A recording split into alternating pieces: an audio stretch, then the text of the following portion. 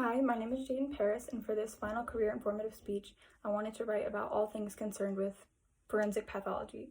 I chose this topic because I've always been interested in medical and scientific career paths, and this was the one that stood out to me. I've always wanted to learn more about it. So my first topic I chose, what's the description of it? How would you describe what a forensic pathologist does? A forensic pathologist is someone who is trained in examining bodies and of who recently died in order to find the reason for their death. They use medical history as well as the crime scene, witness statements, etc. in order to determine what was wrong with the body, as well as taking an autopsy, which is really important in figuring out what happened for their death. According to healthcareers.com, created by Liaison, who is a credible writer because she has at least 20 years of experience in this career field, and also along with the Federation of Associations of School and Forensic Pathology. These two combined created this healthcareers.com and are able to describe what it means to be a forensic pathologist. You need to have a bare minimum of 13 years of schooling or training, or a mixture of both, in order to become a forensic pathologist. This role is really important in defining futures and finding justice for the people who have passed away. Not only that, but a forensic pathologist is also needs to have a strong gut per se, because you're dealing with a gruesome situation. The bodies are normally disturbed in some manner, decay, etc.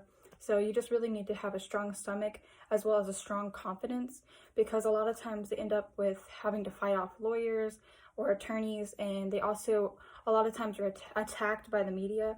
So it's really important for them to have a strong confidence in order to maintain their job and just keep peace inside their minds.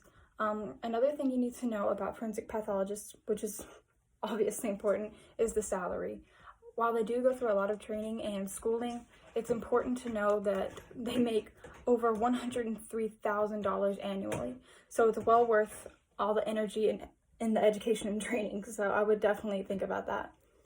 Being a forensic pathologist is oftentimes troubling, but yet can have really rewarding effects. A certain person that needs to have this job is somebody with a strong mindset and a desire to help provide justice to the community, like Dr. Stephen Cole of MD Specialties.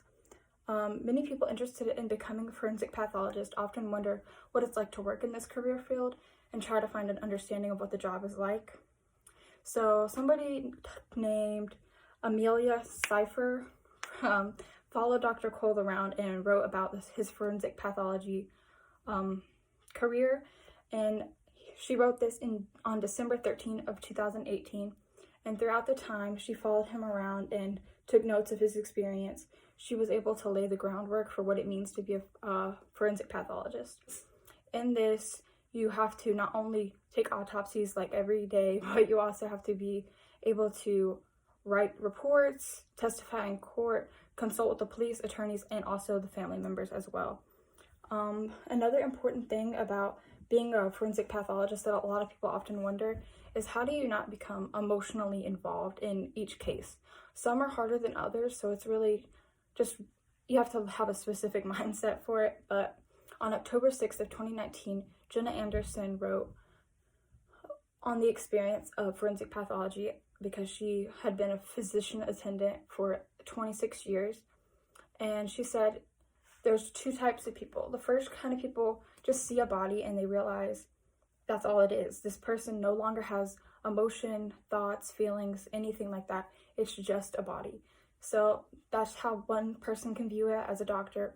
There's also other people who also commented on this blog post, and they said that it's a sad truth, but a lot of times when you're working on a case, you get to identify these people and you help report and create autopsy reports that eventually lead to justice for these people. And that's how you don't get involved emotionally. You just know that you're doing the right thing for a good reason, and you bring the truth out and help bring justice to the world. For my third topic, I chose how forensic pathologists define history.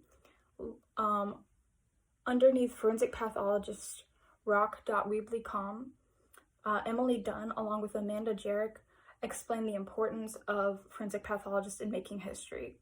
Like in the wildly popular JFK assassination, a lot of people refer back to Earl Rose's report of this case, in which she got to examine the body, determine the reason for the death, and now a lot of people are able to create hypotheses about what happened and also help other people determine what can go on in these settings. So, and then they also have the Black Delilah case, in which have been tied back to forensic pathologists as well, obviously, and they allow the body, they scanned the body, evaluated the crime scene, etc., and they were able to aid in research and aid in the police investigation to find justice.